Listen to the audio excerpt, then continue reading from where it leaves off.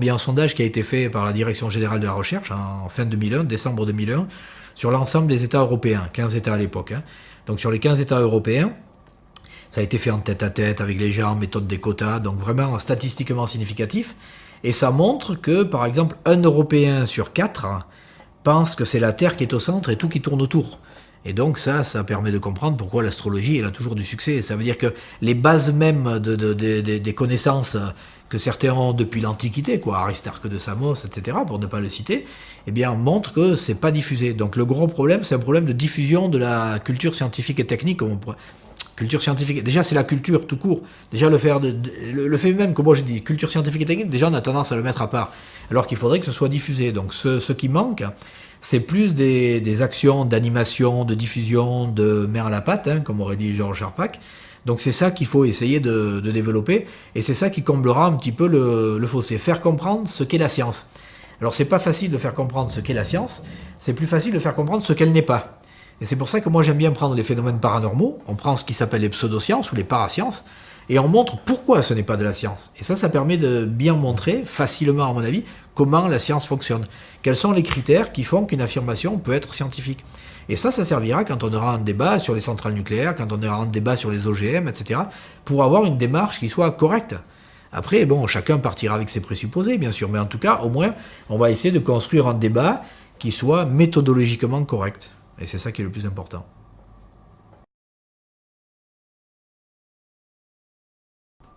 Donc la radiesthésie, c'est la capacité qu'auraient certains individus de détecter à peu près n'importe quoi à l'aide d'un pendule, d'une baguette, ou pour certains à l'aide de rien du tout, juste avec les mains.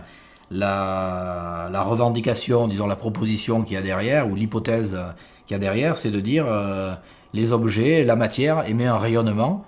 Alors émet un rayonnement inconnu des physiciens, hein, donc un rayonnement particulier qu'on appelle un rayonnement radiesthésique, d'accord, et qui permettrait d'être, et qui pourrait être capté par certaines personnes. D'accord. Donc on peut avoir des métaux qui émettent ça, on peut avoir des cavités, donc du vide qui émettrait quelque chose, on peut avoir quelque chose qui émettrait quelque chose, etc. Et donc les gens se sont souvent focalisés sur l'eau, à savoir l'eau émettrait un type d'onde spéciale, donc les ondes radiesthésiques, que le sourcier pourrait capter. Et donc il se servirait d'un instrument, un pendule par exemple, ou des baguettes de détection, uniquement comme support. Un peu comme une voyante va se servir, je sais pas, du marc de café, d'une boule de cristal ou des tarots. C'est juste un support. La baguette ou le pendule, c'est un support pour mettre en évidence ce que le magnétiseur, en quelque sorte, ce que le sourcier capte. Donc la radiesthésie, ça permet grosso modo de trouver ce qu'on veut, puisque c'est censé pouvoir répondre à toutes les questions. Donc on pose une question et le pendule va vous dire si c'est oui ou si c'est non. Donc en fait, on peut poser n'importe quelle question, on peut tout trouver, pour quoi que ce soit dans l'univers. Donc c'est la science par excellence, c'est la réponse à tout, hein, présentée comme ça. Donc après, il faut faire le test pour savoir si ça fonctionne ou non. Alors ce qui a attiré beaucoup de personnes, c'est la sorcellerie, donc la détection d'eau par les radiesthésistes. Donc pourquoi? Parce qu'il y a un physicien, le professeur donc Yves Rocard, qui était un physicien connu, donc qui travaillait en Normal Sup, qui s'occupait dans le labo de physique, donc qui s'est intéressé à la sorcellerie et qui prétendait avoir apporté la preuve de la validité de la sorcellerie, donc de la détection d'eau, et d'autres choses aussi, hein, des magnétiseurs. Mais en particulier, il s'est intéressé à ce qu'il appelait le signal du sourcier. Il disait qu'il avait mis en évidence le signal du sourcier, et que le signal du sourcier venait de la capacité du corps humain à détecter des variations de champ magnétique. Donc il disait qu'il avait mis en évidence des petits cristaux de magnétite qu'on aurait dans les tempes, dans les coudes, dans les genoux et dans les talons. Et il disait que les détecteurs essentiels, c'était ceux des talons. Pourquoi? Tout simplement parce que quand on marche sur le sol, c'est les talons qui sont en contact avec le sol, donc il y a un champ magnétique terrestre général. Et il disait, si les détecteurs que l'on a dans les talons détectent un changement de champ magnétique, ce qui s'appelle en physique un gradient de champ magnétique, à ce moment-là, il va y avoir une réaction induite dans la personne. Hein, on a un champ de côté, un champ un peu différent de l'autre.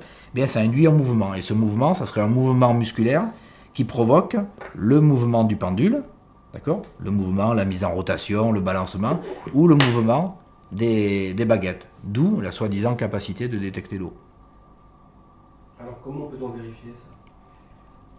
Alors comment on peut vérifier l'hypothèse du professeur Rocard? Bien, c'est pas compliqué. On crée artificiellement une variation de champ magnétique. Donc on se met à un endroit que l'on estime magnétiquement neutre, ou que l'on fait déterminer par les radiesthésistes comme étant non troublé, étant magnétiquement neutre. Et ensuite on fabrique un petit champ magnétique tout simplement en prenant une pile électrique. C'est le professeur Rocard lui-même qui a décrit donc l'instrumentation.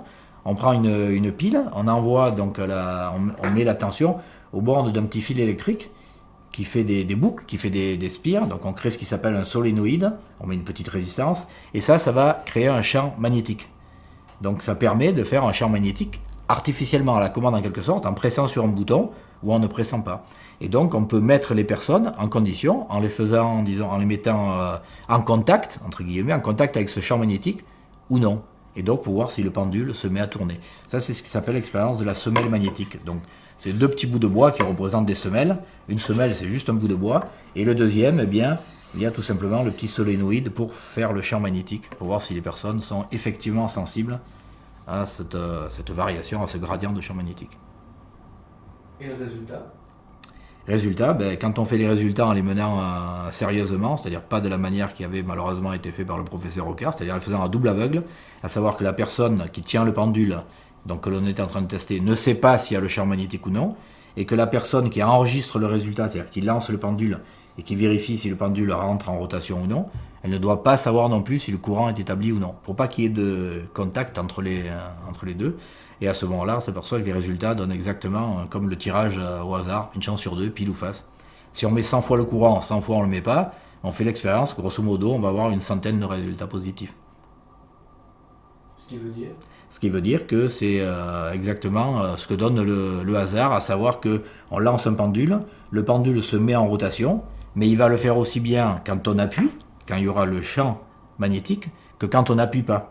Donc c'est totalement indépendant du champ magnétique. C'est juste la personne qui, pensant qu'il y a un champ magnétique, avec des micro-mouvements, va mettre le pendule en rotation. Quand on le fait, Rocard disait que 80% de la population possède le réflexe sourcier. Donc c'est pour ça que c'est très facile à tester, parce qu'on n'a pas besoin de chercher un radiesthésiste très connu, mondialement célèbre, qui aurait des soi-disant pouvoirs. Non, on prend la population, on peut prendre tous les étudiants qui passent ou un truc comme ça.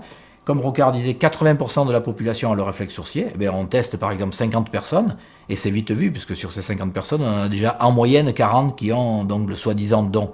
Donc sur ces 40-là, on devrait observer un signal qui ne se fait que quand il y a le champ magnétique, ce qui n'est pas le cas. Est-ce qu'il y a rotation? Oui. Est-ce qu'il y a rotation uniquement quand il y a le champ magnétique? La réponse est non, et ça on l'a bien démontré. Ou alors il se trouve qu'avec cet objet qui s'appelle le pendule, ou avec d'autres objets comme les baguettes, il y a eu aussi des dérives en quelque sorte, hein, des à côté, à savoir que à partir de la détection, qui serait la détection d'eau, la détection de métal, etc., il y a des personnes qui ont dit, eh bien on va pouvoir détecter des personnes, on va pouvoir détecter une personne disparue, savoir où elle est, on va pouvoir détecter si une personne a une maladie, on va mettre sur la mer, on va savoir est-ce que la personne a eu une maladie dans le passé, est-ce qu'elle va avoir une grave maladie dans le futur, etc. Donc là, c'est un usage, disons, latéral en quelque sorte de la radiesthésie. Ça n'a plus rien à voir avec des soi-disant ondes de radiesthésie qui seraient émises par un corps, par exemple, caché sous terre. C'est, soi-disant, on pourrait interpréter le vécu d'une personne et le futur d'une personne. Bon, là, on est vraiment très très loin du physiquement mesurable et on entre dans le domaine de la psychologie.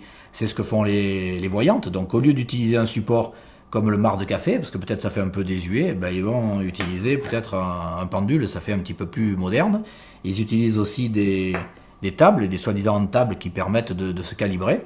Puis ils tiennent le pendule, ils vont poser la question, cette personne va-t-elle avoir dans un proche avenir une rencontre, je sais pas, amoureuse? Et puis le pendule va répondre oui ou non. Cette personne va-t-elle connaître, je sais pas, des déceptions? Non, c'est bien, vous allez être en pleine forme. Donc parce qu'évidemment les voyants caressent toujours dans le sens du poil, hein.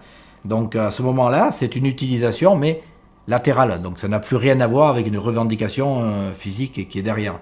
Donc là, ça peut s'expliquer. Les succès qu'ont ces personnes peuvent s'expliquer essentiellement par l'effet puits. Ça veut dire c'est ce qui est utilisé dans l'horoscope. Le principe, c'est un principe psychologique bien documenté. C'est de faire des phrases qui soient suffisamment creuses, qui ne veulent donc vraiment rien dire, mais sujet, verbe, complément en quelque sorte, mais qui vont pouvoir être interprétées par la personne qui l'entend.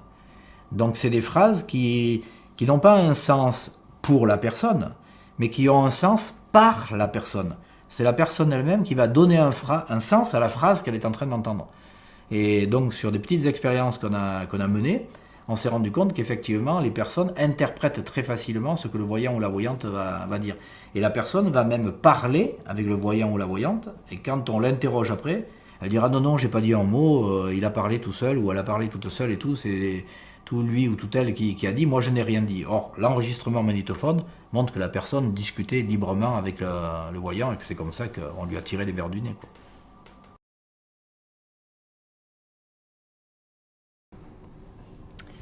Alors en fait c'est une fourchette qui paraît tout à fait normale, enfin c'est une fourchette normale au point de vue forme, c'est-à-dire qu'on peut manger avec, hein, on peut vraiment s'en servir.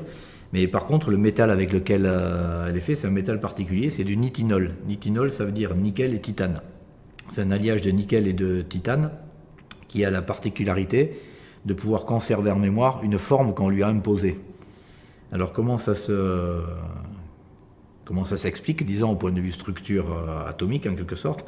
Eh bien, c'est quand on prend certains alliages, en particulier nickel-titane, on peut le faire également avec des alliages où il y a du fer, il y a du cuivre, de l'aluminium, mais ceux où ça marche mieux, vraiment c'est le nitinol, nickel plus titane.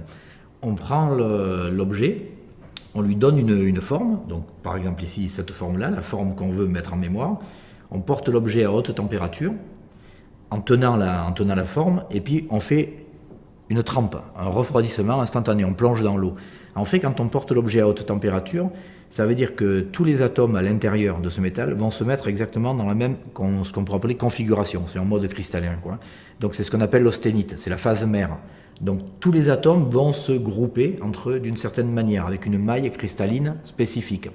Et quand on refroidit, qu'on fait une trempe, on va changer la forme de ces cristaux, de ces polycristaux. On va obtenir ce qui s'appelle la phase martensitique. Et là, il y a plusieurs phases. Les nitinols, par exemple, ils ont plus de 20 variantes quand on refroidit comme ça. Donc après, quand l'objet est froid, on peut le prendre, le tordre. Là, il faut laisser l'objet un petit peu refroidir. On prend l'objet, on peut le tordre, lui mettre la forme qu'on veut. Et quand on augmentera sa température, par exemple tout simplement en le tenant dans la mer, avec la chaleur de la mer, ou la chaleur, je sais pas, sèche-cheveux, ce qu'on veut, hein, on le chauffer, ou de l'eau chaude, eh bien l'objet retrouvera la forme de la phase mère, qui elle est unique et retrouvera tout le temps sa forme. Et le phénomène n'a quasiment pas d'usure. On peut le faire des millions de fois. On plonge l'objet donc dans de l'eau, on le refroidit instantanément, et donc à ce moment-là, on va obtenir une phase cristalline différente qui s'appellera la martensite donc. Et donc on pourra ensuite, une fois donc l'objet comme ça refroidi, le déformer absolument comme on veut. Et dès qu'on le réchauffera, ne serait-ce que par la chaleur dégagée par la mer ou en le plongeant dans de l'eau chaude, etc., il retrouvera la forme de la phase mère, la forme qui a été mise en mémoire. Et ça marchera, on peut le faire des millions de fois, il n'y a pas d'usure, il n'y a pas d'hystérésis. Le phénomène peut être recommencé quasiment ad vitam aeternam. Donc ici c'est du nitinol, nickel plus titane. Il y a également d'autres alliages qui ont cet effet-là, ce qu'on appelle les alliages à mémoire de forme. Et ça peut être utilisé pour faire croire à des dons de psychokinèse. Psychokinèse, c'est le pouvoir de l'esprit sur la matière. Donc on met un objet, on se concentre un petit peu, comme je faisais tout à l'heure, on tient dans la main, etc. Et soi-disant par le pouvoir de son esprit, le pouvoir qui serait donc au bout de ses doigts, on arrive à faire tordre l'objet, etc. Et en réalité, là c'est une application, disons, de la physique. Ça date pas de maintenant, hein. C'est au début des années 1930 qu'au MIT, ils ont découvert donc l'effet à mémoire de forme. Et il y a les premiers brevets de moteurs basés sur des métaux à mémoire de forme qui ont été déposés dans les années 1960. Donc on voit que c'est connu depuis quand même pas mal de temps maintenant. Donc voilà, c'est des métaux qui peuvent être utilisés pour faire croire à tous les dons de psychokinèse. Psychokinèse, c'est le pouvoir de déplacer des objets, de déformer des objets, d'influer sur les objets à distance, soi-disant que par le pouvoir de son esprit.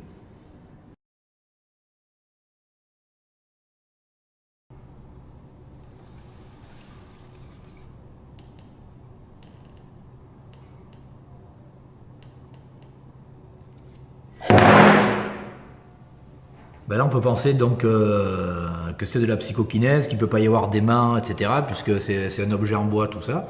Il se trouve que cet objet en bois, il est un petit peu particulier. C'est un objet ici qui a été fait par des étudiants de zététique.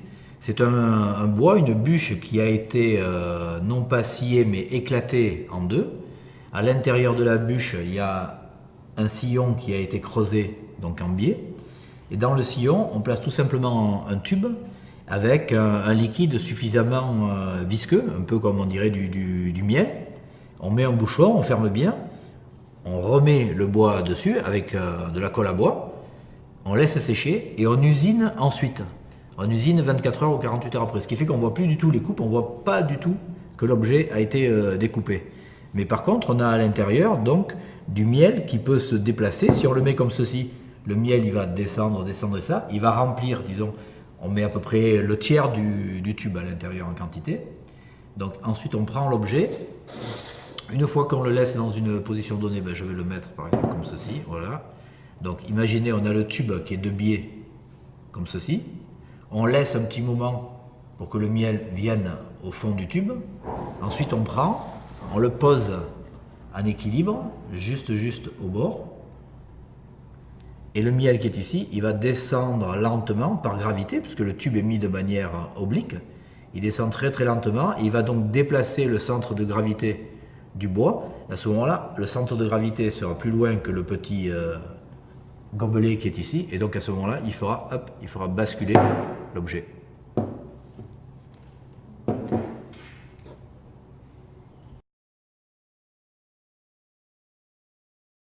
Ben, la raison, c'est une activité donc, du cerveau humain, et la raison avec un grand R, c'est la méthode que l'on va appliquer pour essayer de comprendre un petit peu la nature qui nous environne.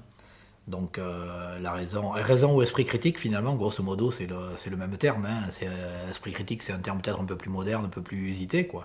Mais ça revient à la même chose. C'est quelle est l'approche qu'il faut que l'on ait vis-à-vis de notre environnement pour essayer de tirer le maximum d'informations et d'essayer de tirer des informations, bien sûr, qui sont justes, quoi. Alors la raison, quand on essaie d'aborder un problème quel qu'il soit, ben, il faut suivre certaines règles qu'on appelle un peu les règles d'or, hein, les règles d'or de l'esprit critique, de la raison, de la zététique, on les appelle un peu comme on veut. Et il y en a plusieurs. Une des règles, par exemple, importante, c'est la parcimonie de règles. Ça veut dire il ne faut pas chercher à multiplier au-delà de ce qui est suffisant les hypothèses pour expliquer quelque chose. Donc il faut prendre les hypothèses les plus simples pour essayer d'expliquer ce qui nous entoure. Face à plusieurs phénomènes, si on a une hypothèse qui va expliquer 3 phénomènes, c'est cette hypothèse-là qui doit être préférée. Ça ne veut pas dire forcément que c'est celle-là qui est juste, mais en tout cas, c'est nécessairement celle-là qu'il faut préférer, parce qu'elle explique plus de phénomènes. Ou alors, elle explique un phénomène, mais plus en détail et mieux, plus en profondeur. Donc on doit nécessairement, jusqu'à plus ample informé, préférer cette hypothèse-là. Donc ça, c'est une des règles, donc la parcimonie de règles. On a par exemple l'origine de l'information. L'origine de l'information est fondamentale. Ça veut dire qu'il faut, chaque fois qu'on a une information, c'est essayer de remonter à la source réellement pour essayer de vérifier l'information. On va nous parler, j'en sais rien, de l'état du ciel. Ben, plutôt que de regarder l'horoscope du coin, on va demander aux astronomes, on va regarder des cartes du ciel, ou soi-même, on va prendre une lunette ou un télescope, on va regarder un petit peu.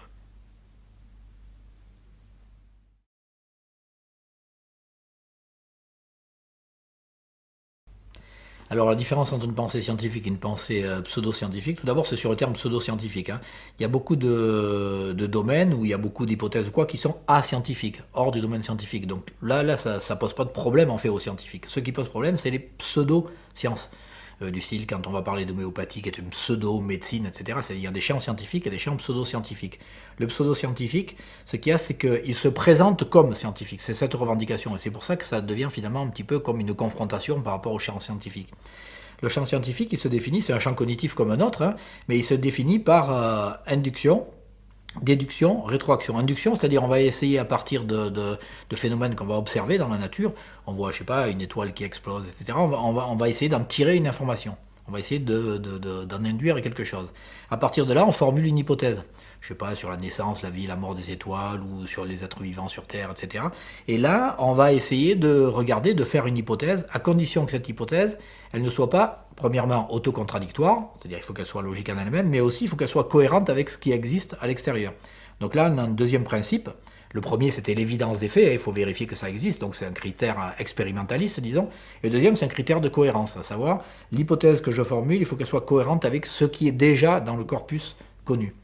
Et puis à partir de là, on va faire des expériences. Sans expérience, alors quand je dis expérience, c'est soit une expérience vraiment bidouillée, soit par la pensée. Il suffit qu'on puisse concevoir l'expérience. On fait ce qui s'appelle donc une rétroaction. On va dire, ben voilà, si je fais l'expérience, voilà ce qui doit se passer.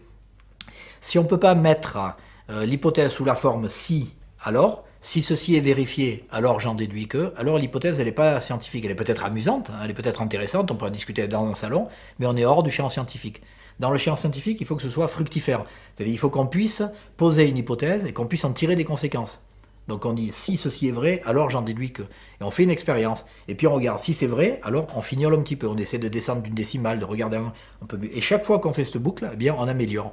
Et c'est ça l'intérêt justement qui caractérise le processus scientifique, c'est qu'il est autocorrectif. Avec cette boucle, c'est un processus de découverte, mais autocorrectif. C'est le seul domaine où il y a un processus autocorrectif de découverte, pour faire la différence avec ce qu'on appelle les champs de croyance. Donc il y a les champs de recherche, la science, et puis les champs de croyance. Dans la croyance, la plupart du temps, ce qu'on appelle les champs cognitifs donc de croyance, eux, on s'aperçoit qu'ils évoluent essentiellement sous la contrainte ou sous le fait qu'on va trouver que les données n'étaient pas correctes. Donc c'est la remise en cause ne se fait que non pas par un processus d'augmentation des données disponibles et des connaissances disponibles, mais par le fait qu'on remet en cause. Du style, il y a une vérité révélée, et puis quelqu'un qui va dire « Ah ben non, c'est pas vraiment ça ». Donc à ce moment-là, il y a un schisme, et on passe à côté, c'est une hérésie ou non, mais bon, il y a quelque chose qui se fait à côté. C'est toujours en confrontation de, c'est pas en amélioration de. Donc c'est la grosse différence entre champ de recherche et champ de croyance. Et les pseudosciences, c'est celles qui revendiquent un attrait, par exemple l'astrologie qui va se revendiquer comme une pseudoscience, elle va dire, ben voilà, nous on fait des calculs, on fait un horoscope, on fait des calculs précis, rigoureux, donc on est une science. Alors là, il faut regarder, est-ce que ce domaine, ce champ cognitif qui revendique le statut de science, est-ce qu'il obéit justement aux règles de la science? Et quand on prend par exemple l'astrologie, parce que j'ai pris cet exemple, ben on s'aperçoit que ça ne suit pas du tout les règles scientifiques. Donc ça veut dire que c'est un champ qui se présente comme scientifique, mais qui ne l'est pas.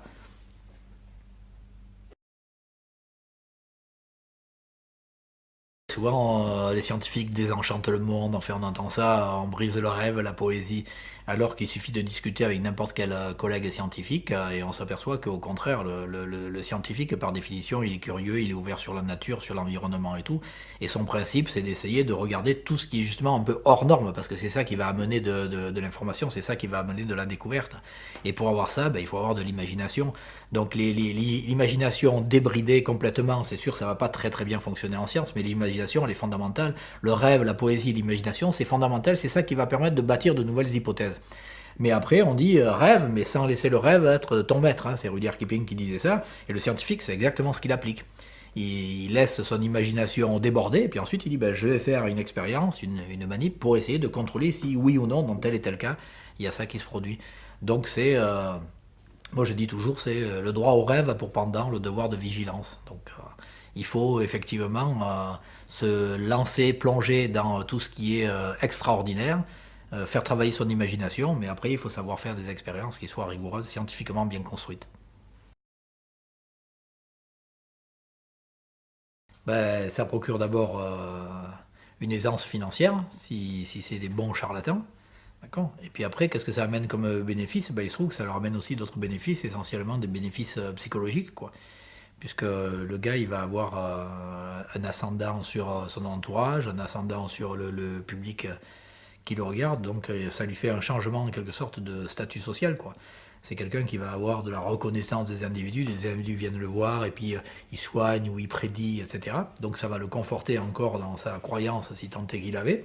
Mais si on suppose que c'est un charlatan conscient, quoi, dans ce sens-là, ben, c'est sûr que ça lui amène également une reconnaissance vis-à-vis des autres individus. Donc il a un changement de statut, il a le prestige et tout. Statut et prestige.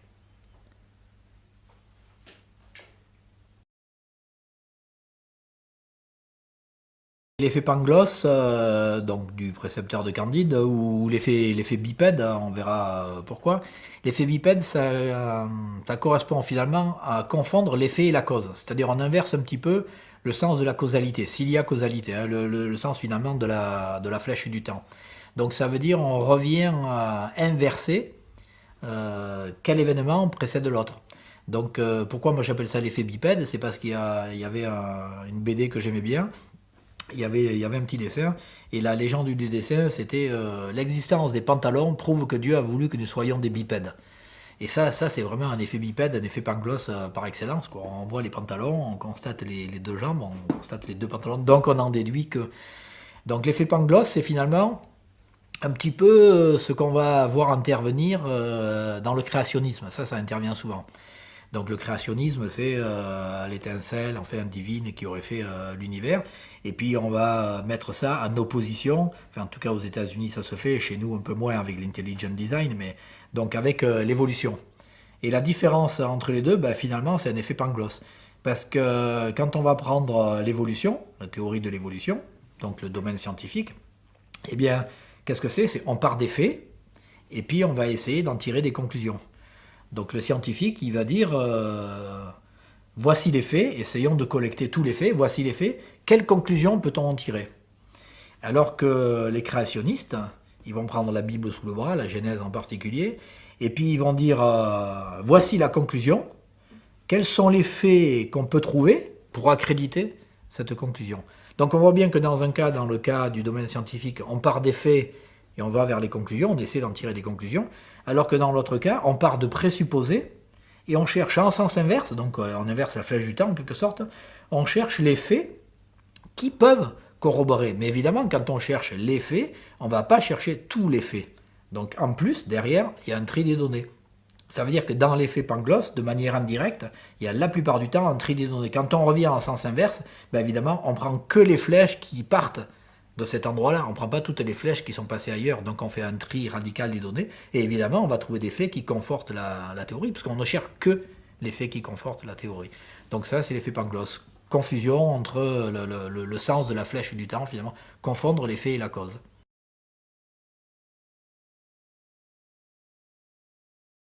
Ce qui se fait le plus fréquemment dans la vie quotidienne, c'est plutôt la confusion, disons, c'est ce que j'appelle un effet cigogne, c'est la confusion d'une corrélation et une causalité.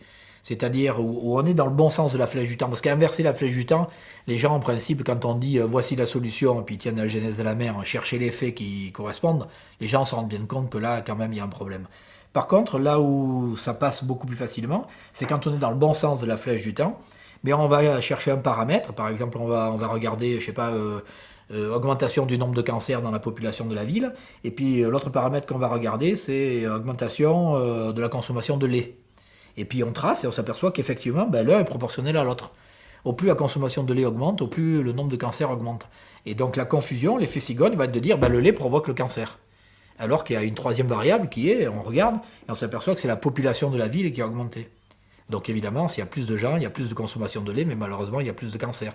Mais on aurait pu couper les cancers, l'augmentation de la consommation de chewing-gum, au fait d'aller au ciné, au fait de regarder les cheminées qui fument, etc. Quoi, hein. Le véritable paramètre derrière, c'est l'augmentation de la population. Ça, c'est beaucoup plus fréquent. Donc à mon avis, l'effet cigogne est beaucoup plus dangereux, si on peut dire, dans la vie de tous les jours, que l'effet Pangloss, parce qu'il est beaucoup plus fréquent. Et puis comme il conserve la flèche du temps, il conserve les paramètres correctement, on peut réfléchir correctement sur les paramètres, mais en tirer une mauvaise conclusion, quoi. On rejoint un petit peu l'effet placebo. On avale quelque chose, on observe qu'il y a une guérison. Absorption, guérison, oui c'est vrai. On le fait sur plusieurs personnes, oui c'est vrai. Mais ça ne veut pas dire que c'est l'absorption, que c'est le médicament ou le pseudo-médicament qu'on a absorbé qui est la cause réelle du rétablissement de la personne. Donc très très souvent, ce sont des effets cigognes. Alors la question c'est, quand il arrive des coïncidences fabuleuses, justement, on dit oh là là c'est extraordinaire, regarde c'est pas possible, ça a pu se produire par hasard. Et il se trouve qu'on a des effets assez surprenants, hein. Quelqu'un à 6 heures du matin, il se réveille comme ça, et puis il a pensé à son oncle du Guatemala, c'est 6 heures du matin, à 6h04, 6h05, dring, il y a le téléphone qui sonne, il décroche, et il apprend le décès de son oncle du Guatemala. Bon, je suis sûr que s'il arrive ça à quelqu'un d'entre nous, automatiquement on va penser parapsychologie, prémonition, un message télépathique entre le mourant et le vivant, etc.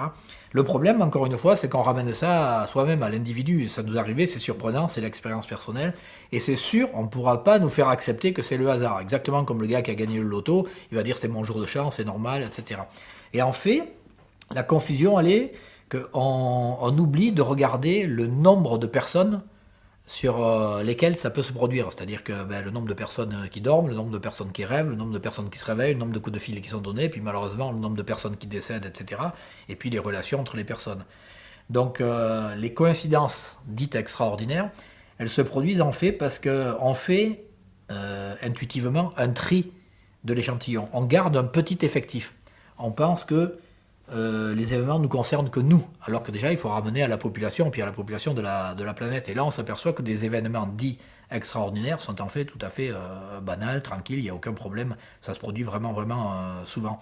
Et les statistiques, il faut les faire là-dessus. Donc on oublie 3 paramètres essentiels, c'est le nombre de cas qui se produisent, Donc dans le cas des prémonitions, c'est le nombre de personnes qui vont faire des rêves, etc. On oublie un deuxième paramètre qui est le laps de temps. C'est-à-dire que bon, ça s'est produit maintenant, d'accord, mais ça aurait pu se produire la veille, ça aurait pu se produire il y a un an, ça aurait pu se produire dans 10 ans, etc. Donc il faut prendre en compte quasiment toute la vie de l'individu pendant laquelle ça peut se produire. Donc on le calcule pour une journée, mais il faut multiplier après par le nombre de jours que la personne va vivre. Et puis il y a un troisième paramètre également, qui est, donc là j'ai dit, il y a le nombre de cas, il y a le nombre comment on pourrait dire, le laps de temps important, puis il y a le nombre de types de phénomènes. Ça on l'oublie. C'est-à-dire que je me réveille, il est 6 h du matin, je pense à mon oncle du Guatemala, 6h05, j'apprends son décès, ok. Et on va faire le calcul que pour les personnes qui ont pensé à des décès. Mais imaginons que, j'en sais rien, je me réveille à 6 h du matin, je regarde par la fenêtre, à ce moment-là, je vois 10 lézards alignés à la queue leu. Je dis, c'est fabuleux, c'est extraordinaire, c'est un événement extraordinaire aussi. Ça, c'est un autre type d'événement, où je sors dans le jardin, puis boum, il y a un météore qui vient de tomber juste à mes pieds.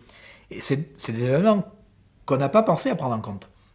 En fait, on n'a pas décidé avant que je devais avoir une prémonition, penser à l'oncle du Guatemala, et puis que cet oncle décède, et que j'apprenne le décès en moins de 5 minutes. C'est qu'il aurait pu arriver n'importe quel autre phénomène extraordinaire. Donc ce qu'on oublie, c'est le nombre de types de phénomènes qui peuvent se produire. Donc avec ces trois variables, nombre de cas pour un phénomène donné, un nombre de cas énorme, pour un phénomène donné ou tous les types de phénomènes, le temps immense qu'on a à notre disposition, et ensuite le nombre quasi infini de phénomènes qui peuvent se produire, quoi. Parce qu'au lieu que j'apprenne le décès de l'oncle, j'aurais pu gagner au loto, j'aurais pu rencontrer ma dulcinée, etc., quoi. Donc il y a un nombre faramineux de phénomènes possibles qui ont tous une probabilité très très très très petite de se produire. Mais comme il y a un très grand nombre de chacun de ces trois paramètres, bien nécessairement on arrive à une quasi-certitude. C'est sûr, quelque chose d'extraordinaire va vous arriver.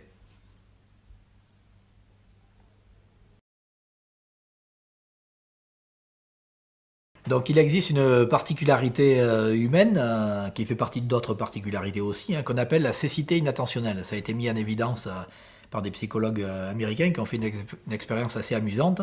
Donc qui consiste à... Il y a deux équipes de basketteurs, une équipe habillée en noir et une équipe habillée en blanc, et on demande de compter les passes que font les membres de l'équipe en blanc, et puis donc ça joue comme ça, et puis au bout d'un moment on demande aux gens s'ils ont remarqué quelque chose.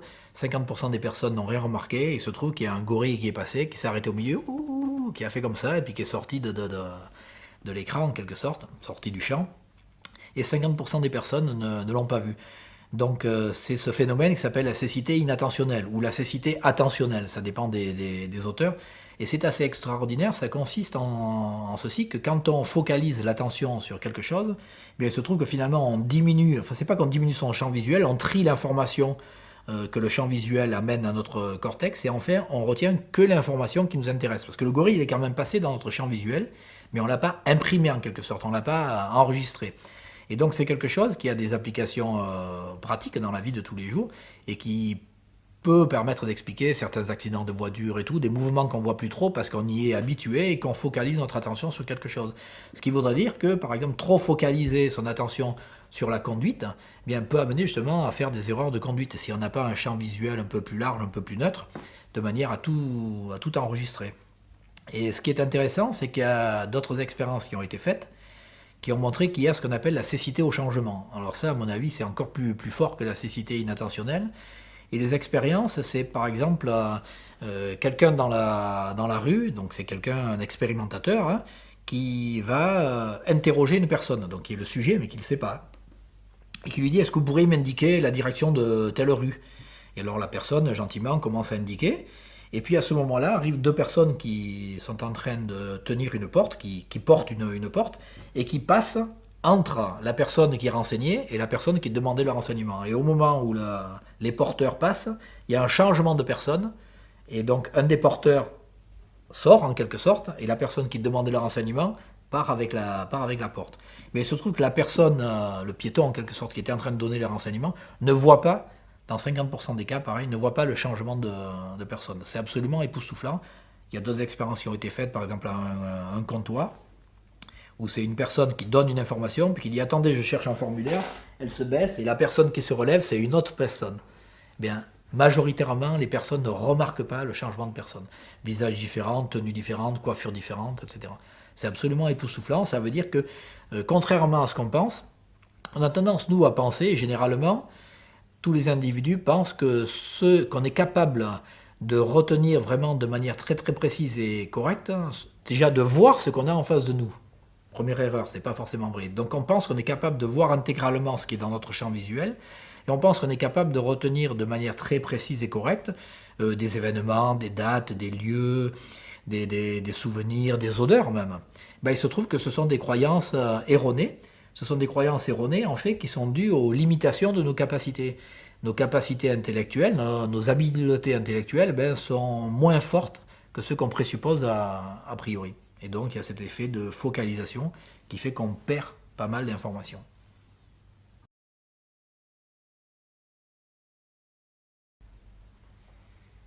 Alors qu'est-ce qu'une pareidolie? Une pareidolie, c'est le fait que le cerveau va... C'est une illusion finalement, une pareidolie. C'est le cerveau qui va interpréter, par exemple, des taches, des nuages ou des taches sur une table, une feuille, etc. Et qui va interpréter ça comme une image qui, pour lui, aura un sens. Pour lui, cerveau aura un sens. Donc c'est ce qu'on voit classiquement quand on va regarder les nuages, quand on va faire des tests Rorschach, etc. C'est le fait que notre cerveau est habitué, c'est un pur produit de l'évolution, qui est habitué à chercher un sens, une trame, un patron en quelque sorte, dans ce qui nous environne. Et c'est vraiment utile parce que bon, on a quand même intérêt à reconnaître, je ne sais pas, s'il y a un tigre qui va nous sauter dessus, etc. Donc la détection rapide de quelque chose qui est signifiant dans notre environnement, c'est fortement utile évidemment. Alors, ça relève de quoi? Pourquoi très souvent, quand on est sujet à des pareidolies, on va trouver souvent des visages, le visage de la Vierge Marie, le visage du Christ, le visage du grand-père. Il y a un toast avec l'image de la Vierge qui s'est vendue, je ne sais pas combien de milliers de dollars, etc. Et pourquoi on détecte souvent un visage? Eh bien ça a été démontré très récemment, ça a été démontré en 2006. Il y a eu une publication dans la revue Science qui a montré que le cortex, dans le cortex, on a des neurones qui sont, enfin dans le cerveau, on a des neurones qui sont spécifiques à la détection des visages. Comment ils ont réussi à montrer ça? Ils ont fait ça sur des singes macaques, donc où ils observaient le fonctionnement, l'activité, disons, cérébrale avec de la résonance magnétique nucléaire, donc avec de l'IRM, et ils projetaient donc des images à ces singes, et de temps en temps, c'était des images d'objets, et de temps en temps, c'était des images de visages. Et quand c'était des visages qui apparaissaient à l'écran, c'était certaines zones bien spécifiques, toujours les mêmes, qui étaient activées dans le cerveau. Ça veut dire qu'on a des neurones spécifiques dédiés à la détection des visages. C'est ça qui explique que la plupart du temps, dans les pareidolies, on a tendance à voir des visages. On va voir un smiley, on va voir le visage du grand-père, on va voir le visage du Christ, etc. On verra ça plutôt qu'une cafetière ou plutôt que voir un éléphant, quoi.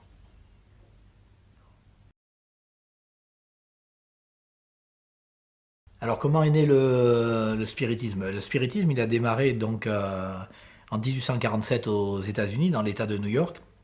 Et quand on sait comment ça a démarré, c'était assez curieux. C'est deux petites filles, donc Margaret et sa sœur Kate. Donc les sœurs Fox, elles avaient 8 ans et 6 ans et demi. Et donc, dans une maison, il y a des coups qui se sont fait entendre, comme des bruits comme ça particuliers. Et la mère a été intriguée, et puis en discutant tout ça, ils ont commencé à penser que c'était des esprits de revenants, donc de personnes décédées qui se manifestaient. Et puis à partir de là, ça s'est répandu dans le monde entier. Donc là, 1847, on est dans l'État de New York. 1850-1852, il y a déjà Victor Hugo en France qui fait tourner les tables. Donc ça veut dire que ça a vraiment diffusé très très vite. Et puis ensuite, ça s'est répandu vraiment dans le monde entier. Donc avec soit le spiritisme, les mains comme autour de la table comme ça, on invoque l'esprit, soit avec la tablette Ouija. Après, il y a différentes formes de spiritisme avec le pendule aussi, la radiesthésie.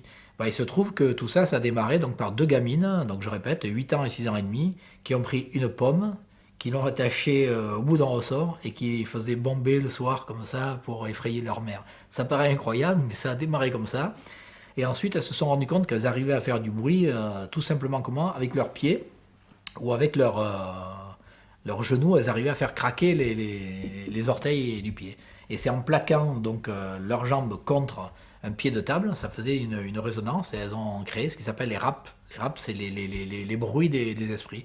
Et ça a fait le tour de la planète. Et après, bien sûr, il y a d'autres médiums qui ont compris la technique et qui s'y sont mis. Et on sait tout ça comment? Ben, on le sait de sources sûres, puisque c'est la fondatrice elle-même du spiritisme, Margaret Fox, qui en 1888, donc beaucoup plus grande, elle a expliqué un petit peu ce qu'avait été sa vie et comment elle avait truqué très très simplement et comment elle avait pu gruger des tas de personnes. Elle a expliqué, elle a refait sur scène, elle a montré comment elle faisait ça, quoi. Donc le spiritisme, finalement, c'est une mystification, mais qui a très très bien marché et qui marche encore à l'heure actuelle. Alors comment explique-t-on que puisqu'on sait ça, ça continue? Ça devrait s'arrêter immédiatement dès la publication de ces mémoires. Alors, des personnes disent que ça devrait s'arrêter dès que le fondateur ou la fondatrice reconnaît une mystification. Le problème, c'est que quand quelque chose est lancé, il y a une telle inertie, et là c'est une loi d'inertie, finalement c'est une loi physique, hein. Quand ça a démarré, c'est très très difficile de faire dévier un projectile en quelque sorte de sa trajectoire. Une fois que ça a démarré, ça a pris une telle ampleur, il y a tellement de personnes qui trouvent intérêt à ce que ça continue, que ça va continuer, parce qu'après c'est vraiment devenu du commerce et tout. Donc là c'est très très difficile. On a beau prouver par A plus B que dès le départ, les fondatrices du mouvement montraient exactement comment elles faisaient, comment elles truquaient les expériences. Une fois que ça a démarré, à mon avis, c'est boule de neige et c'est quasiment impossible, mission impossible, disons, pour essayer de l'arrêter.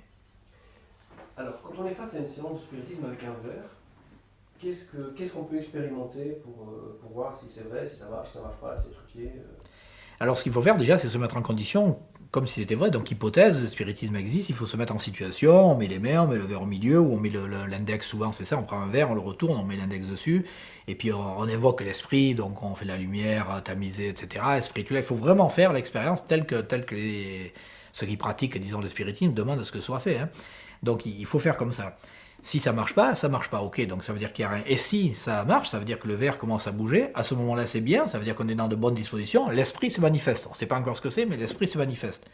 Alors à ce moment-là, on ouvre le cartable, et puis on sort par exemple deux petits papiers, ou si on est pris un peu de cours, on prend une feuille de papier, on la coupe en deux, on prend du savon sec, hein, on le frotte sur le papier, on frotte sur l'autre papier, et puis on met les deux papiers comme ceci. Donc le savon, il est sur ma paume, hein. On met les deux papiers l'un sur l'autre, savon sur savon, et on pose ça sur le verre. Et ensuite, on met les doigts sur le papier de dessus. Et à ce moment-là, tout à l'heure, il s'est manifesté l'esprit, c'était l'esprit qui se manifestait dans le verre et le verre se déplaçait. Si c'est l'esprit qui se manifeste et que le verre se déplace, ça veut dire que c'est le papier de dessous qui va se déplacer par rapport au papier de dessus. Alors, si c'est quelqu'un qui, consciemment ou inconsciemment, avec son doigt pousse, eh bien c'est le papier de dessus qui va se déplacer, alors que tout à l'heure, c'était le papier de dessous. Donc si c'est un esprit, c'est le papier de dessous. Si c'est quelqu'un qui pousse, c'est le papier de dessus. Donc des expériences aussi simples que ça permet de déterminer est-ce que c'est l'esprit qui est dans le verre ou est-ce que c'est quelqu'un qui pousse en haut, qui pousse, quelle direction, quelle intensité. Après, il y a des petites manières pour faire. On peut mettre avec des petites boules, style boule de cire, boule Kies. On peut mettre ça sur la table, sous le verre, etc. pour regarder les directions, les intensités. C'est des petites expériences très très simples à faire et qui sont vraiment significatives. On peut aussi se dire que souvent, il y a le verre et puis on met des lettres autour de la table, A, B, C, etc. Puis des chiffres, 0, 1, 2, 3. On pose les doigts, le verre se déplace, et puis on demande, je sais pas, quel était le prénom d'Einstein, et puis A, L, etc. Bon, ok, c'est bien, on se dit l'esprit, il est là, il se manifeste. Quel était le prénom du grand-père? Hop, puis ça se déplace aussi. À ce moment-là, qu'est-ce qu'on fait? On prend des cagoules, donc qu'on met sur la tête de tous les participants. Il y a une personne qui n'a pas la cagoule, qui sera la personne externe, le juge, qui va regarder, et puis on recommence l'expérience, et puis on regarde, on pose une question, quel est le prénom, mettons, je sais pas, de mon grand-père, et puis le verre se déplace, s'il se déplace, vers des lettres, et le juge note quelles sont les lettres. Mais là, il n'y a plus la vision. Alors après, on peut se dire, ok, mais là, peut-être le juge, il est encore dans le coup, ou s'il n'est pas dans le coup, il est télépathe, et puis par télépathie, il peut, d'accord. Alors ce qu'on fait, on prend des cartons, on écrit dessus A, B, C, on met tout l'alphabet, et les chiffres si on veut, on retourne tous les cartons, on fait ça devant tout le monde, hein, comme ça tout le monde se contrôle, on mélange les cartons, donc plus personne ne sait qu'est-ce qu'il y a sous ce carton ou ce carton. On reprend les cartons, on les place tout autour de la table, on prend un feutre, et puis on écrit 1, 2, 3, 4, 5, 6, 7, 8, 9, on numérote, mettons jusqu'à 40 ou 50, on numérote tous les cartons. On met le verre, on recommence, on pose la question, puis le verre il va vers 37, 12, 54, etc. On note les chiffres. Quand l'expérience est finie, on retourne les cartons et on regarde le code. Le A c'était par exemple le 27, le B c'était le 44, etc. Et à ce moment-là, nous, chaque fois qu'on a fait l'expérience comme ça, les réponses deviennent totalement incohérentes. Donc manifestement, c'est que la vision, au moins de l'un des participants, est nécessaire.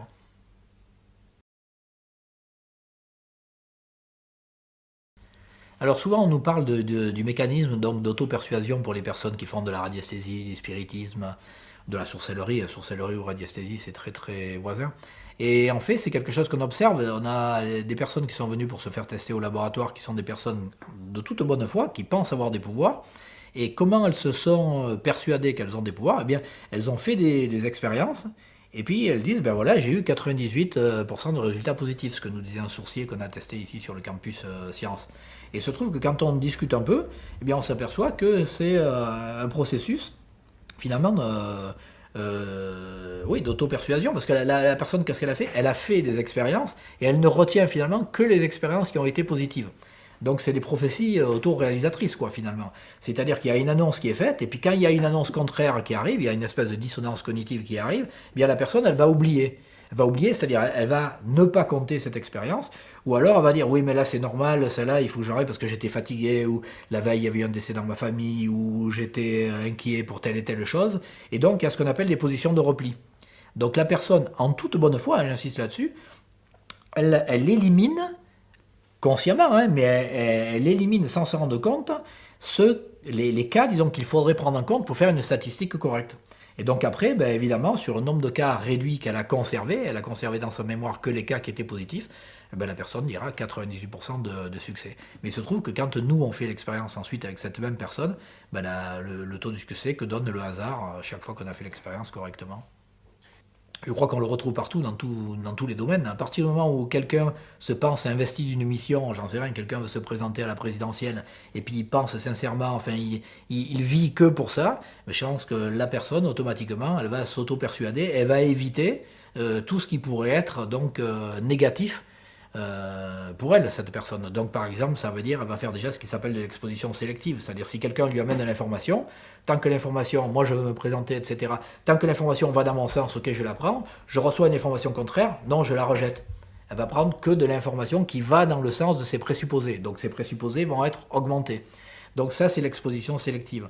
Et puis après, il y a ce qui s'appelle la validation subjective. Ça veut dire que s'il y a une information contraire qui passe quand même, qui arrive à passer ce filtre, eh bien l'information arrive, mais elle va être mal perçue par la personne de manière à la rendre conforme à ses présupposés. C'est-à-dire une information qui aurait dû amener la personne à se remettre en cause, finalement, eh bien cette personne-là va mal percevoir. C'est-à-dire, vous dites oui, la personne va entendre non. Là, j'exagère hein, pour que ce soit clair. Hein. Ça veut dire que c'est la malperception de l'information pour aller dans le sens des présupposés de la personne. Et là, effectivement, ça s'observe de manière assez courante, disons.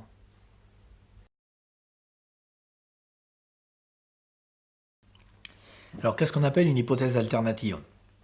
Alors, l'alternative, c'est vraiment un point fondamental. Hein. Il y a une des facettes de l'éthique qui est justement l'alternative est féconde. Pourquoi? Parce que c'est ce qui va nous amener peut-être à trouver le maximum d'informations sur un sujet. C'est-à-dire quand on est face à un phénomène paranormal, disons, un phénomène surnaturel, surnaturel, il n'y a pas de connotation religieuse, hein, c'est juste au-delà, disons, des lois de la nature, un phénomène surnaturel. Eh bien, avant de se lancer dans quoi que ce soit, il faut se poser la question, est-ce qu'il existe une alternative naturelle au surnaturel? Ça veut dire, est-ce qu'on a une hypothèse qui nous permettrait de faire une expérience, par exemple, qui dans les mêmes conditions, ça c'est vraiment important, et avec les mêmes caractéristiques, nous donne l'effet miraculeux, l'effet surnaturel. Alors devant un phénomène surnaturel, si on arrive par un procédé physique, chimique, mathématique, psychologique, peu importe, hein, si on arrive par un procédé naturel à reproduire exactement le même phénomène, dans les mêmes conditions, avec toutes les caractéristiques, alors à ce moment-là, l'hypothèse surnaturelle, elle devient superflue. Ça ne veut pas dire qu'elle est fausse, mais ça veut dire que, jusqu'à plus ample informé, on n'a pas besoin de faire appel à cette hypothèse surnaturelle, puisqu'une hypothèse tout à fait naturelle, classique, normale, etc., nous permet de l'expliquer. Donc c'est ça le principe de l'alternative, et il faut chaque fois essayer de regarder, et l'alternative est vraiment féconde parce que ça permet de découvrir quelquefois des phénomènes insoupçonnés.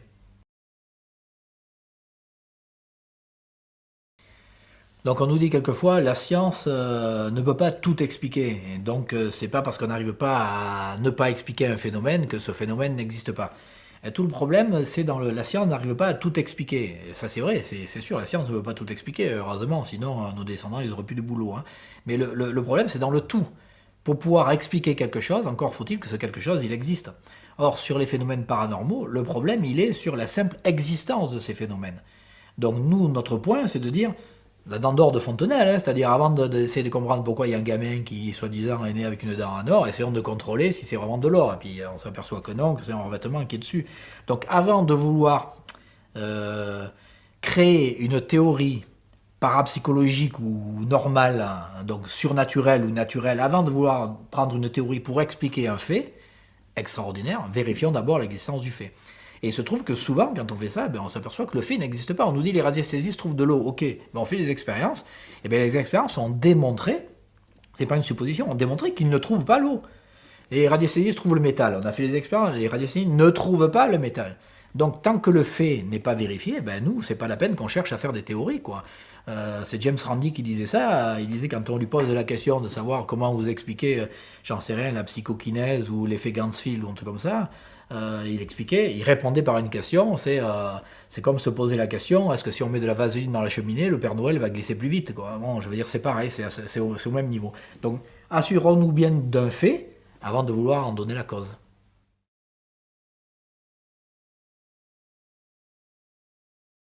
Bien d'abord, avant de remettre en cause une loi générale, étant donné que c'est une loi générale, donc ça veut dire une loi qui a été suffisamment bien entérinée, ça veut dire qu'il faut d'abord bien vérifier les faits avant de vouloir essayer de repousser une loi bien établie.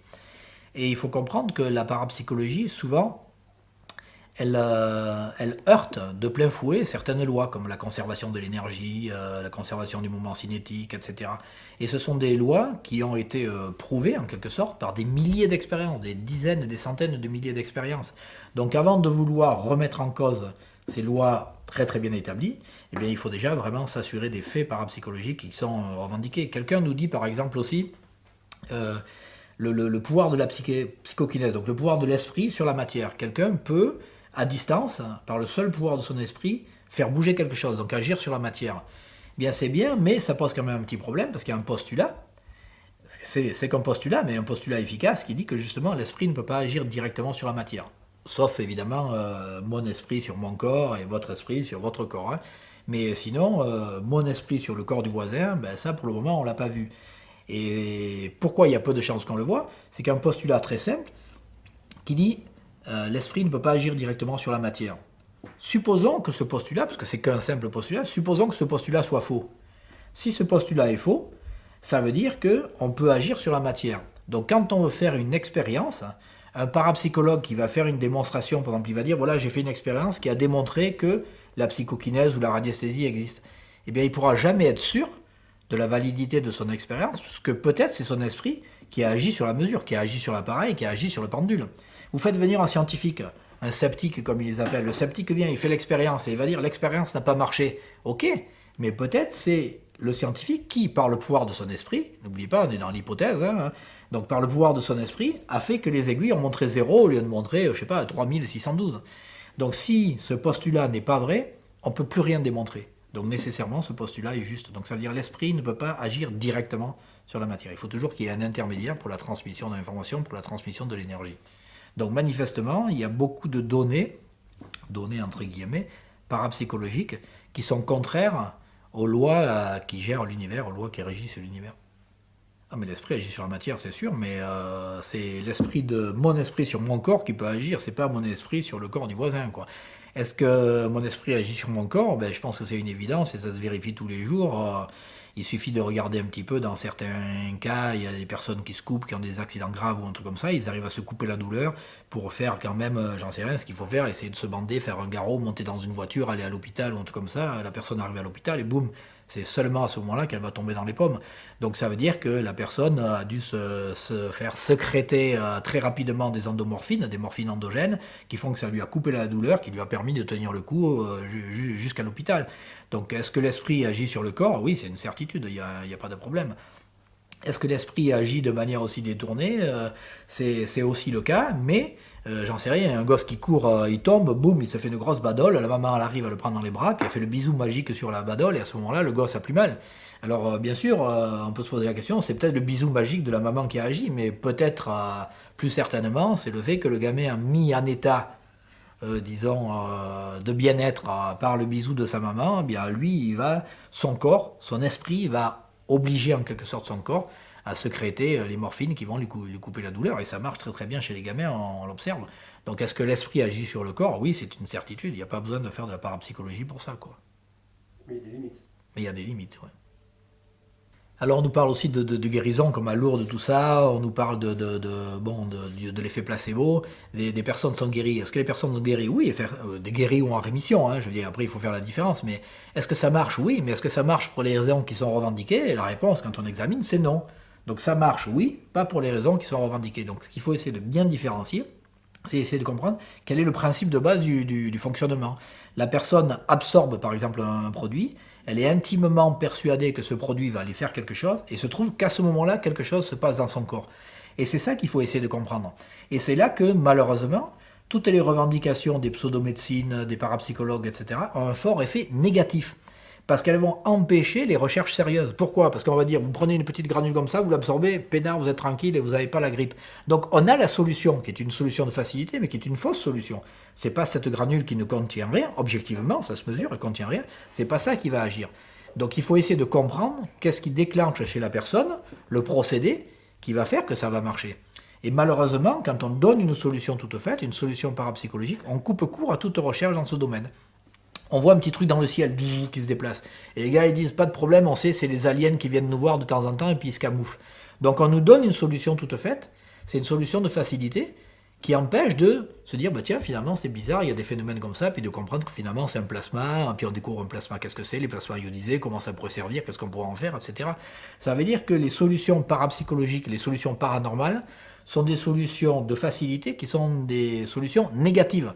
C'est-à-dire qui finalement bloquent la recherche sur des phénomènes qu'il serait intéressant de bien comprendre pour pouvoir les améliorer et puis les utiliser.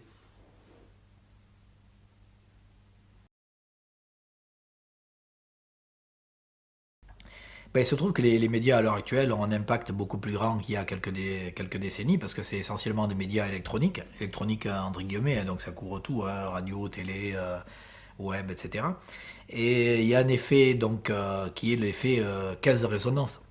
Si on avait un médium, disons, je sais pas, quelqu'un qui faisait du spiritisme dans une ville ou un village dans les années 1920-1930, il allait rayonner un petit peu sur son coin, sur la région.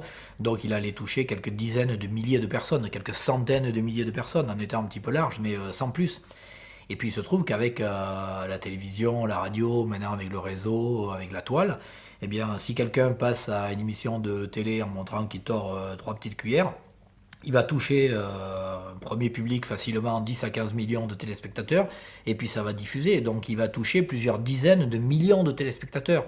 Donc le même phénomène, si on peut dire, le même médium, hein, en le déplaçant, on prend quelqu'un et puis on prend son arrière-petit-fils, hein, si on a envie, mais on voit que finalement les médias augmentent la diffusion. Donc c'est pas qu'il y a plus de phénomènes de médiumnité, par exemple, c'est simplement que dès qu'il y en a un, eh bien, il est beaucoup plus étalé, la couverture médiatique est beaucoup plus forte. Donc il y a une forte responsabilité des médias dans le sens de la diffusion de ce qu'on appelle les croyances au paranormal. Parce que si on fait une étude, le corpus des phénomènes paranormaux, lui, il diminue. Je veux dire, des sorcières sur un balai, on n'en voit plus tellement, donc c'est un phénomène qui a disparu. Donc ça veut dire qu'il y a de moins en moins de phénomènes revendiqués. L'intensité des phénomènes, elle devient également de plus en plus petite, hein, parce qu'il y a des gens qui avant disaient pouvoir faire, je sais pas, les casseroles qui bougent, les poltergeists dans les cuisines, c'était les casseroles qui bougeaient, etc. Ou des meubles, des gros meubles massifs et tout. Et à l'heure actuelle, les médiums sont censés déplacer des petits tourniquets sous une globe, un petit tourniquet avec un papier qui fait 1 gramme ou 2, quoi. Donc on voit que le même soi-disant pouvoir a perdu en intensité. Donc il perd en intensité, le nombre de phénomènes a diminué, et pourtant maintenant il y a des millions de personnes qui y croient. Eh bien, la différence, c'est les médias électroniques. Donc il y a une grosse responsabilité dans la diffusion. Il faudrait que les médias donnent les deux facettes de l'information, à savoir, ils pourraient montrer un petit peu comment faire une enquête. On peut faire du mystère, on peut faire mousser le mystère et montrer un petit peu la partie intéressante, mais après il faut donner les explications quand on les a. Quand on n'a pas d'explication, on dit j'ai pas d'explication, donc c'est inexpliqué. C'est pas inexplicable, c'est inexpliqué jusqu'à plus ample informé, quoi. Et donc il y a vraiment une responsabilité fondamentale, sans parler disons, d'une dérive déontologique chez certains journalistes qui fait que bon, manifestement, le but de certaines émissions, c'est d'essayer d'attraper un peu de temps de cerveau pour vendre un peu des boissons gazeuses, quoi.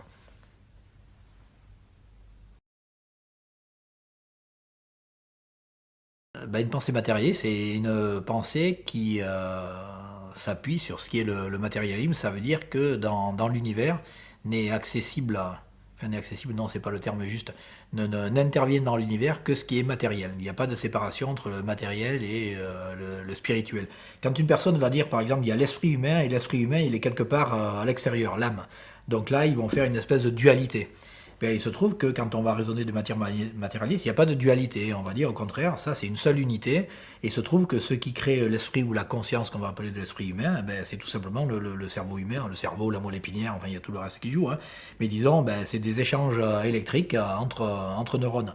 Donc il y a un test facile à faire, c'est on prend quelqu'un, on lui coupe la tête et puis on regarde si l'esprit se maintient. Bon, manifestement, jusqu'à plus ample informé, ça ne s'est pas maintenu. Hein. Donc c'est une seule unité. Donc ça veut dire que se construire un univers qui serait un univers dual, où il y aurait d'une partie ce qui est la matière et d'une autre partie ce qui serait des consciences, ben manifestement ça ne répond pas à ce qu'on observe. Il suffit de faire l'observation, de faire l'expérience, et on s'aperçoit que la seule approche correcte de l'univers, c'est une approche qui est matérialiste.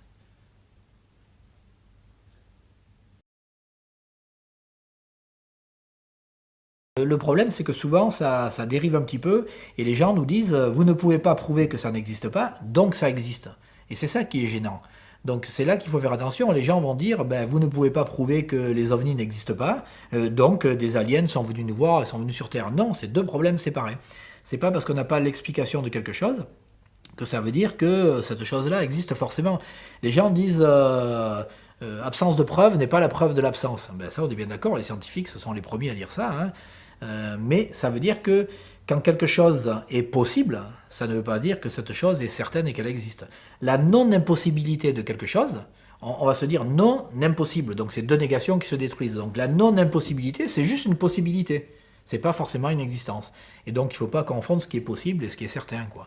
Donc c'est juste à ce niveau-là, il n'y a pas trop de problèmes. Les scientifiques, en principe, ils sont pour tout ce qui sort de l'ordinaire, pour tout ce qui est un petit peu bizarre, ça va forcément titiller un scientifique. Donc s'il y a quelque chose qui est possible, plutôt que certain, le scientifique il va avoir tendance à aller chercher, parce qu'il sait que c'est dans ces domaines-là qu'il trouvera quelque chose, quoi.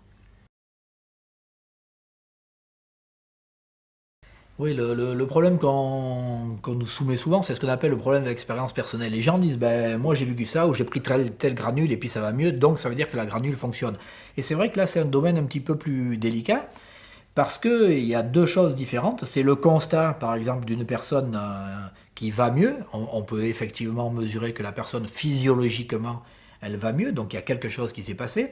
Mais de là à pouvoir prétendre que c'est la granule qui a été prise, ou l'ouverture des chakras, ou le fait que le méridien ait été un peu ponctionné avec une petite aiguille, que ça ait provoqué quelque chose, c'est le problème dans la causalité. Donc la corrélation alliée, elle est observée, la personne a pris tel produit, disons, magique, elle se porte mieux. Et maintenant, ça ne prouve pas que c'est le produit magique qui agit. Et c'est là toute la difficulté. Et c'est là que justement les scientifiques peuvent intervenir pour montrer quelle est la méthode à appliquer et montrer comment faire l'expérience pour être sûr de pouvoir conclure.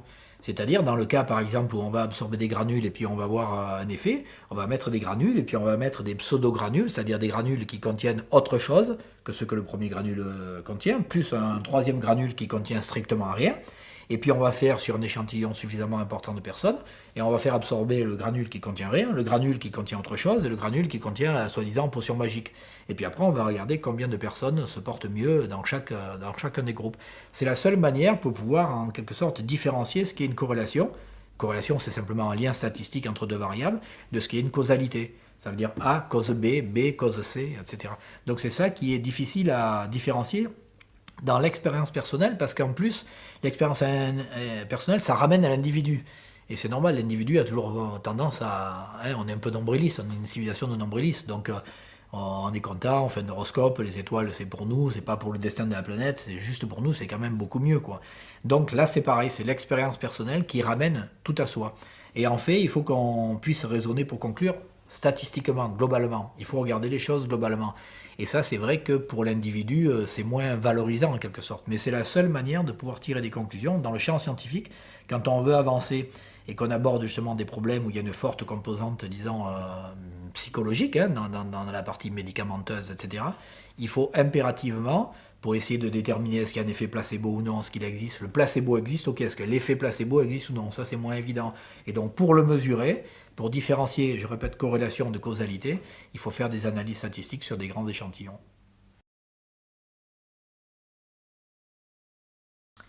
Donc le problème, c'est quelquefois quand on est face à, disons, deux personnes spécialistes toutes les deux du domaine, on prend par exemple deux physiciens, et puis un va dire, ben, il y a la détection par les sourciers des gradients de champ magnétique terrestre, et puis un autre va dire, non, c'est pas le cas.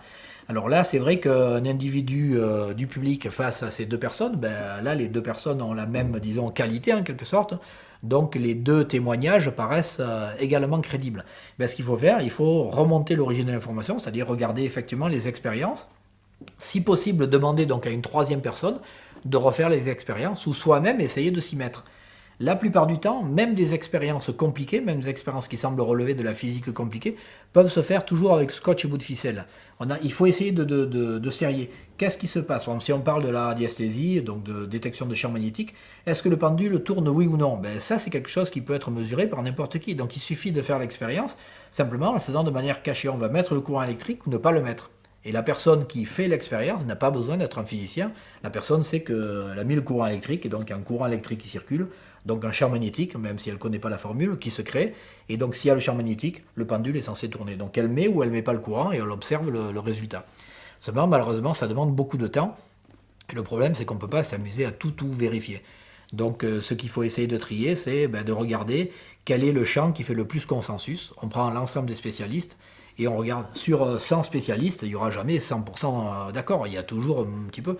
Mais on va prendre le consensus général des spécialistes, pas le consensus de la population, bien sûr. On prend le consensus des spécialistes. Et en principe, ça marche assez bien. Ça arrive quelquefois qu'il y a des petits épiphénomènes que les gens n'avaient pas vus, puis si quelqu'un, un physicien, mettons isolé, qui va trouver quelque chose. Mais l'avantage du domaine scientifique, c'est que c'est justement un processus autocorrectif.